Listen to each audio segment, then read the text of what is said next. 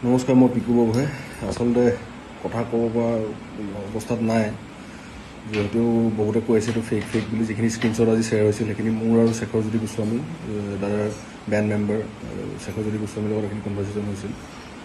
তেওঁ যিখিনি কথা কৈছিলে সেইখিনি মই সদায় এইটো যদি মই আজি মানে অসমৰ ৰাইজৰ আগত যদি মই নিদিওঁ, মই সদায় দিনৰ কাৰণে প্ৰত্যেক ভৱিষ্যত অনাগত সময়ত মই নিজকে ক্ষমা কৰিব নোৱাৰিম। গতিকে সেইখিনি বস্তু মই আজি ৰিভিল কৰিলোঁ। আৰু মই আজি একদম কথা ক'ব পৰা অৱস্থাত নাই। মই কাইলৈ মিডিয়া মাতিছোঁ, মই গোটেইখিনি বস্তু বিতংভাৱে ক'ম। আৰু বহুতখিনি বস্তু আছে, গোটেইখিনি এভিডেঞ্চ মোৰ লগত আছে। নমস্কাৰ, মই পিকু বৰগোহাঁই। আচলতে কথা ক'ব পৰা অৱস্থাত নাই, যিহেতু বহুতে কৈ আছে এইটো ফেক বুলি। যিখিনি স্ক্ৰীণশ্বট আজি শ্বেয়াৰ হৈছিল সেইখিনি মোৰ আৰু শেখৰজ্যোতি গোস্বামী, দাদাৰ বেণ্ড মেম্বাৰ শেখৰজ্যোতি গোস্বামীৰ লগত এইখিনি কনভাৰ্চেশ্যন হৈছিল।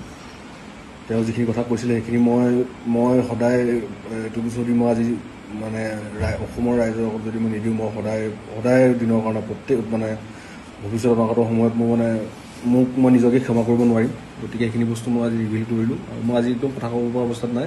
মই কাইলৈ মিডিয়া মাতিছোঁ, মই গোটেইখিনি বস্তু বিতংভাৱে ক'ম। আৰু বহুতখিনি বস্তু আছে, গোটেইখিনি এভিডেঞ্চ মোৰ লগত আছে।